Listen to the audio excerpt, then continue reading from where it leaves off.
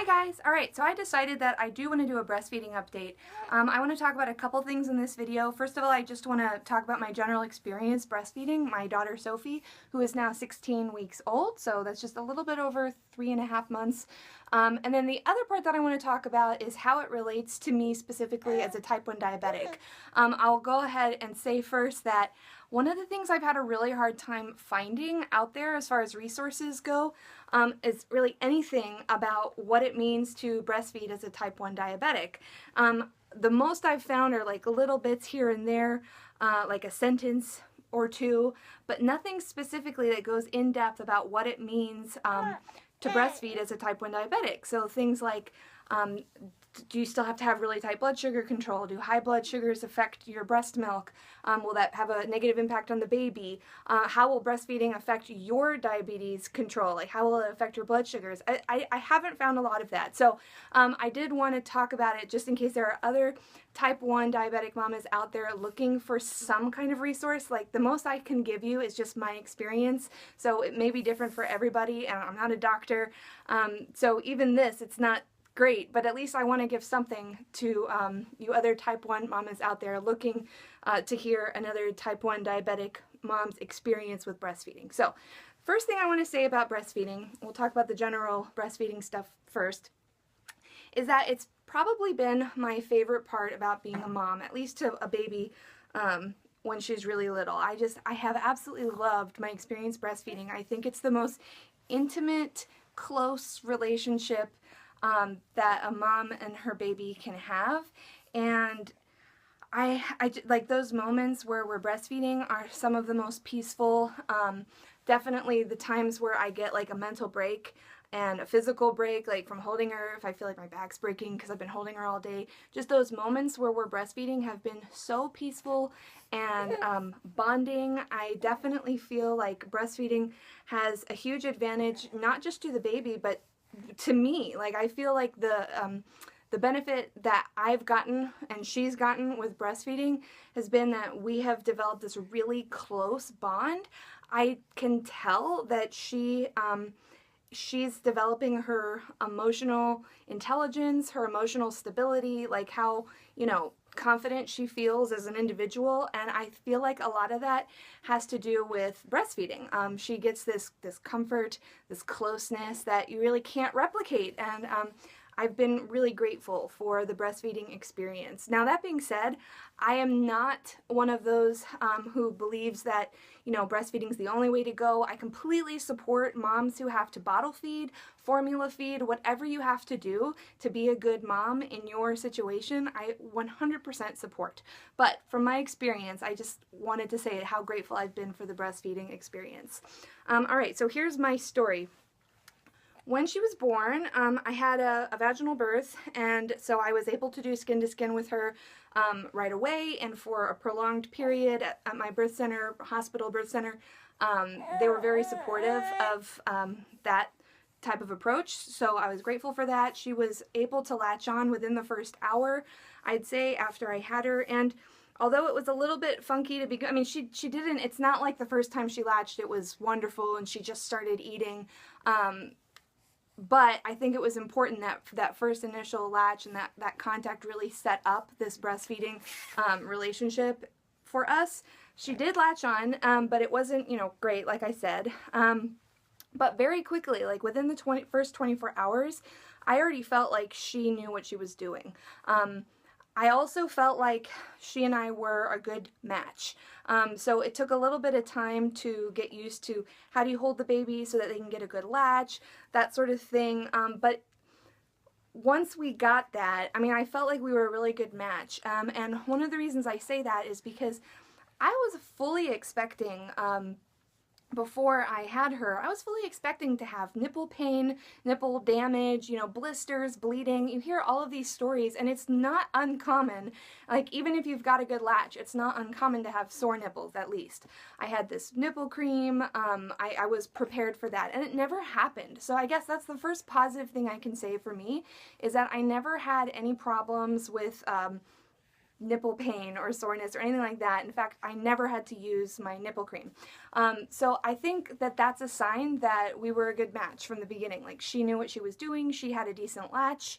That was very positive. The other very positive thing was that she started gaining weight really quickly. So all newborns, you know, they lose a little bit of weight for those first couple days and then it comes back. So she lost a little bit of weight, which is normal, but it all came back very quickly. And ever since, you know, she's been born, she has just been gaining so steadily. She's a real chunker now.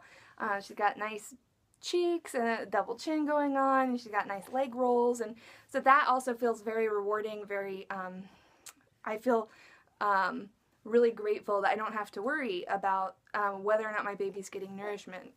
So that's the other really positive thing. Now, to talk about the negatives with breastfeeding, I have had from the beginning a problem with oversupply. Oversupply, and then a symptom of oversupply is overactive letdown. And those two things in and of themselves can cause issues when it comes to baby's experience at the breast, and then also my experience. So even now, I'd say I'm 3.5 months in, and my body is just now starting to figure out that it's making way too much milk. Some of the things I've been doing to combat the oversupply issue is I only feed her from one side at a time. I have only ever done that. I have so much in both sides that she has never been able to eat from both sides in one feeding. Like, one side is plenty to get her, you know, milk drunk. So I only feed her from one side at a time. That helps. And if I have an issue where I'm really engorged, then what I'll do is I will feed her from one side for several feedings. So I'll do 3 or 4 feedings only from one side before switching to the other. And what that does is it signals to your body, like the full side, the breast that stays full, it signals to your body to cut back on production. And those two methods have been really helpful for me in keeping my supply down. Sometimes when I'm engorged, there's nothing to do about it. I just have this really forceful letdown, and she, you know, chokes and sputters, and, you know, like that. And sometimes when she pulls off, you know, choking, I will then squirt her in the face because it's just coming down so fast that she gets a face full of milk. Anyway, so I've had some issues with oversupply and overactive letdown. Also, because of my oversupply, you know, one of the dangers with an oversupply is that you never really have an empty breast. Like, it's hard to really empty yourself out, so you can get things like clogged ducts and mastitis, which I did get. So I did get a bout of mastitis after the holidays, after New Year's. Sometime I noticed that my right breast was, in one spot, was very painful. It was throbbing if it wasn't touched, but if it was touched by anything, like even the lightest touch, it was very painful. Then the next thing that happened was I started to get the chills. I felt like I was getting sick. Although I didn't have a fever, I did get the chills. And then the next day, after those symptoms started, one side of my breast, the whole area was really red. And you could tell there was definitely something going on. So I went to the doctor. She very quickly diagnosed it as mastitis, put me on a 10-day course of antibiotics, which I don't love taking antibiotics, but it did do the trick. I needed it and cleared it up pretty quickly. So that has been my experience, my general experience with breastfeeding. And the last thing I want to say about that, before I get onto the diabetes specific stuff, is the absolute best resource I have had for breastfeeding is this book right here. This is The Womanly Art of Breastfeeding, and it's put out by the La Leche League International. This is just, in my experience, this has been a lifesaver. They've got a whole chapter about troubleshooting, like if you're having issues. It's where I got the idea to, like for my oversupply, where I got the idea to only feed from one side at a time, and the block nursing, that thing, I got it all from this book. So I would definitely recommend this if you are breastfeeding or plan to breastfeed. It is great if you're having issues or just to know what to expect, like what's coming up next. All right, so for diabetes specific things, breastfeeding has, to make a long story short, kind of messed things up. Like, it's tricky.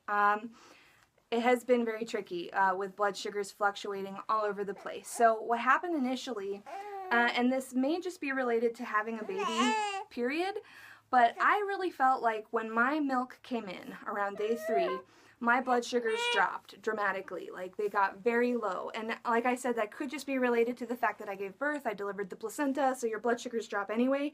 But I feel like the breastfeeding exacerbated it.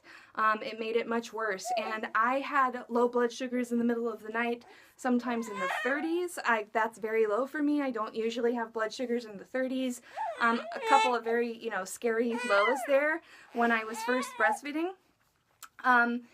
Then several months, I'd say for a good 2 months, my blood sugars ran lower, as if I was exercising. You know, I felt like the extra calories that were being burned from breastfeeding, it was as if I was exercising, and it would just make my blood sugars lower. Then all of a sudden, around 2.5 months, 3 months, my blood sugars started going back up again. And I was wondering, what the heck is going on? Like, I mean, really, they've just been fluctuating back and forth, back and forth. So then my blood sugar started being, like, really sensitive. Like, I would eat something that normally wouldn't make my blood sugar go up, and it would spike it. Like, it would just go way high. And again, this happened around 2.5, 3 months. So recently, I've been dealing with, like, spiking blood sugars. However, even though my blood sugars would spike, I would still have nights where they would also drop rapidly, and I would get lows. I just think breastfeeding, it's possible, and I'm not a doctor, I don't know, these are all just my own theories. I think breastfeeding is a lot like exercising, and it depends on, you know, when your breasts are, like, if they're in, like, a production mode, like if they're making lots of milk, that means you're burning lots of calories, so your blood sugar might drop. If you're really full and your body stops producing, maybe then you'll start running higher a little bit because your body's not burning so many calories. I don't know, that's just a theory, but I do wonder if when I'm engorged, my blood sugars run higher, and when my breasts are empty, they run lower, because an empty breast means that your body is making more milk, right? So yeah, that has been my experience breastfeeding as a type 1 diabetic. It has been tricky. It's been really tricky. And the trickiest thing is that there's no resources out there, or at least none that I've found. And if any of you know of good resources about breastfeeding when you're diabetic, please let me know. Because I don't know if any of the stuff I'm experiencing is related. Like, is it because I'm diabetic? Is it because I'm breastfeeding? I don't know. These are just all my own theories. So, before this little one really loses it, I'm gonna go ahead and end. I think I talked about everything I wanted to talk about, and you have been so good. Yes, you have. Hey, you've been so good, and you're just now starting to get impatient. She has gotten really vocal these days, and she just talks and lets you know if she's happy, if she's annoyed, if she wants something. But yeah. Alright guys, thank you for watching. If you have any questions, if I missed anything about my breastfeeding experience, go ahead and ask those in the comments. If you have any other additional questions about how the diabetes is going and how it's affecting breastfeeding and vice versa, also go ahead and ask those in the comments. I'll do my best to answer your questions. And until then, I will see you in my next video. Bye guys!